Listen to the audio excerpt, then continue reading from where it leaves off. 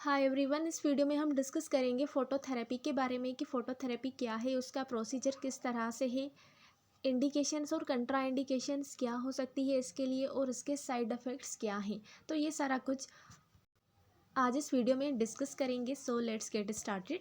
फ़ोटोथेरेपी दो वर्ड से मिलकर बना है। फ़ोटो का मतलब है लाइट और थेरेपी का मतलब है ट्रीटमेंट। फोटोथेरेपी एक फॉर्म है ट्रीटमेंट का जिसमें हम अल्ट्रावायलेट लाइट का यूज़ करके स्किन की कंडीशंस को ट्रीट करते हैं। अब वो कौन सी भी कंडीशंस हो सकती है स्किन से related.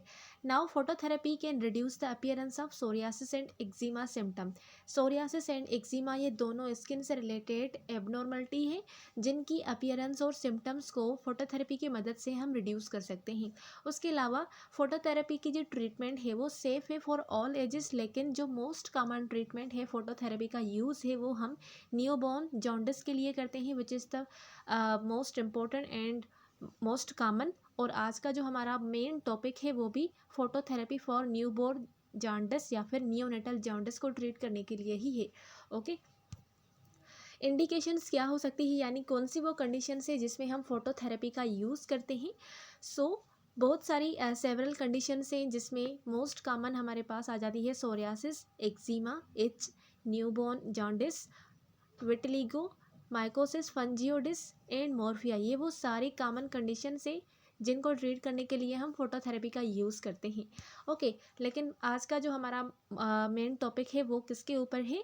Phototherapy for neonatal jaundice. जो नियोनेट्स को जॉन्डिस होती है उसको फोटोथेरेपी का ट्रीट करके किस तरह से हम ट्रीट कर सकते हैं।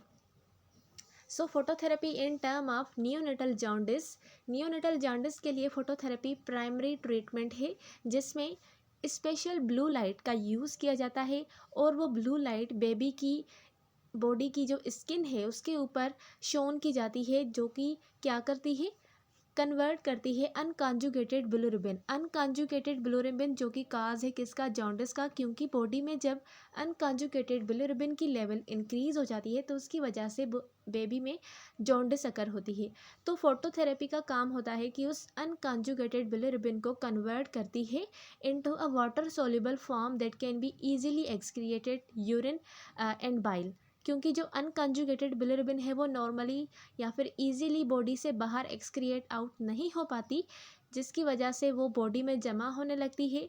तो उसको वाटर सेल्युबल फॉर्म में कन्वर्ट करके ताकि वो इजीली एक्सक्रिएट आउट हो सके बॉडी से थ्रू यूरिन एंड बाइल, ये काम होता है फोटोथेरेपी का। सो इफेक्टिवली फोटोथेरेपी लोअर करती है बिलिरुबिन की लेवल को, और उसके अलावा जो बिलिरुबिन इंक्रीज हो जाती है उससे रिलेटेड पोटेंशियल कॉम्प्लिकेशन से उनको भी प्रिवेंट करती है।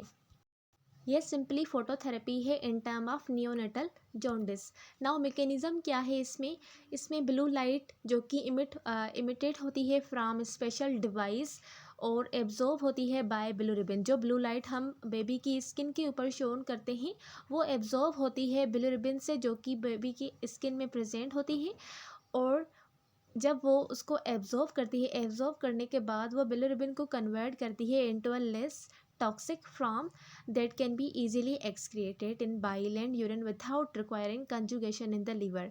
बेसिकली क्या होता है, बिलिरुबिन जो अनकंजुगेटेड होती है उसको कंजुगेशन होने के लिए लीवर में जाना पड़ता है, लेकिन यहाँ पर मसला है तो उसकी वजह से ये लीवर में कंजुगेट नहीं हो पा रही तो बॉडी से बाहर भी नहीं निकल पा रही। दैट्स वाई हम फोटोथेरेपी का यूज़ करके उस टॉक्सिक बिलिरुबिन को कन्वर्ट करते हैं लेस टॉक्सिक फॉर्म में, ताकि वो without conjugation in the liver से होकर बॉडी से बाहर एक्सक्रिएट आउट हो जाए। अब यहाँ पर blue green light is most effective for phototherapy as it both penetrates the skin and is absorbed by bilirubin to have the photochemical effect. ठीक है, तो फोटोथेरेपी में जो मोस्ट इफेक्टिव लाइट यूज़ की जाती है वो ब्लू एंड ग्रीन यूज़ की जाती है, क्योंकि इनकी कैरेक्टरिस्टिक ये है कि ये दोनों पेनिट्रेट कर जाती है स्किन में और उसके अलावा बिलिरुबिन को एब्जॉर्ब भी कर लेती हैं। अब इस लाइट की वेवलेंथ क्या होनी चाहिए? वेवलेंथ बेसिकली इसकी 420 से 448 नैनोमीटर होनी चाहिए। अब इतनी जो वेवलेंथ है ये ऑक्सीडाइज करती है बिलिरुबिन को बिलिवर्डिन में अ सोल्यूबल फॉर्म, जो कि सोल्यूबल फॉर्म है that does not contribute to kernicterus. अब कर्नेक्टर ये क्या है, ये एक कॉम्प्लिकेशन है। जब बॉडी में बिलिरुबिन की लेवल इंक्रीज हो जाती है तो वो ब्रेन की तरफ ट्रांसफ़र करती है, जिसके बाद एक कॉम्प्लिकेशन होती है जिसको हम कर्नेक्टर बोलते हैं। लेकिन फोटोथेरेपी का यूज़ करके हम इसको रिड्यूस कर रहे हैं, तो उसकी वजह से जो कर्नेक्टर कॉम्प्लिकेशन है इसकी वो भी नहीं अगर हो रही। Okay, so phototherapy for neonatal jaundice में जो इंडिकेशंस है यानी कब यूज़ करनी है, so it used when a baby has high level of unconjugated bilirubin in their blood. अगर बेबी में उनके ब्लड में अनकंजुगेटेड बिलिरुबिन का अमाउंट हाई है, जो कि जॉन्डिस को सीन करवाता है, specially in newborn with risk factor like pre maturity और एबीओ इनकम्पेटिबिलिटी। प्री मेच्योरिटी और एबीओ इनकम्पेटिबिलिटी ये वो दो डिजीज़ है जिनकी वजह से बेबी के अंदर अनकंजुगेटेड बिलिरुबिन की लेवल इंक्रीज़ हो जाती है उनके ब्लड में। तो अगर ये कंडीशंस प्रेजेंट है तो उस कंडीशन में हम फोटोथेरेपी का यूज़ करते हैं उस अनकंजुगेटेड बिलिरुबिन को कन्वर्ट करने के लिए लेस टॉक्सिक फॉर्म में। देन प्रोसीजर क्या है फोटोथेरेपी का एंड नर्स का काम क्या है यहाँ पर फोटोथेरेपी में। सो सबसे पहले तो बेबी को कम्प्लीटली अनड्रेस करना है लाइक दिस। जस्ट उसको उसकी जेनाइटल एरिया और उसकी आईज़ जो है वो कवर होनी चाहिए किसी ओपेक मास्क से। ओके, उसके बाद the baby's eyes are shielded by an opaque mask to prevent exposure to light. अब जो लाइट हम प्रोवाइड कर रहे हैं बेबी की स्किन के ऊपर, वो यहाँ पर ये ध्यान होना चाहिए कि वो लाइट उसकी आँखों में ना लगे। सो उसकी आईज़ को हमने ओपेक मास्क कोई भी हो सकता है उससे हम उसको कवर कर देंगे। So the eye shield should be properly sized and correctly positioned to cover the eye completely but prevent any occlusion of the nares। अब ऐसा ना हो कि आप आईज को कवर करते करते उसकी नेरिस जो कि नॉस्ट्रल्स हैं उनको भी ओकल यानी ऑब्स्ट्रक्ट कर दें, उनको भी बंद कर दें। अगर उनको बंद कर देंगे तो जो बेबी है वो रिस्पायर नहीं कर पाएगा। तो ये आपने ध्यान रखना है कि जो आई शील्ड है वो प्रॉपरली साइज्ड होनी चाहिए, उसकी पोजीशन करेक्ट होनी चाहिए। Okay, then the baby eyes are closed before the mask is applied because the cornea becomes excavated if they come in contact with dressing। अब यहाँ पर क्या बोल रहे हैं, इसका मतलब है जैसे आप आई शील्ड अप्लाई कर रहे हैं उससे पहले आपने बेबी की आइज़ को क्लोज़ करना है। क्योंकि जो कॉर्निया है उसमें कॉन्टैक्ट ड्रेसिंग, अगर वो ड्रेसिंग के साथ कॉन्टैक्ट कर रही है तो उसमें इन्फ्लामेशन इन्फेक्शंस वगैरह है, कुछ डैमेजेस वगैरह हो सकते हैं। दैट्स वाई उस मास्क को अप्लाई करने से पहले आपने बेबी की आइज़ को क्लोज़ कर देना है हाथों से। During breast feeding switch off the phototherapy. अब अगर उसकी मदर ने ब्रेस्ट फीडिंग करवानी है तो उस दौरान हमने फोटोथेरेपी को क्लोज कर देना है, बंद कर देना है।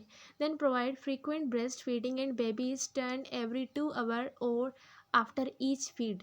ब्रेस्ट फीडिंग के बाद बेबी को टर्न किया जाए या फिर एवरी 2 आवर्स के बाद उसको टर्न किया जाए या फिर एवरी फीड, जो बार बार उसको फीड करवा रहे हैं उसके फीड के बाद भी बेबी की पोजीशन को टर्न कर दे। क्योंकि कंटिन्यूसली अगर एक साइड पर लाइट पड़ेगी तो दूसरी साइड में बिलिरुबिन प्रेजेंट होगी और जॉन्डिस प्रेजेंट होगी, तो कंटिन्यूसली उसकी पोजीशन को भी चेंज करना है।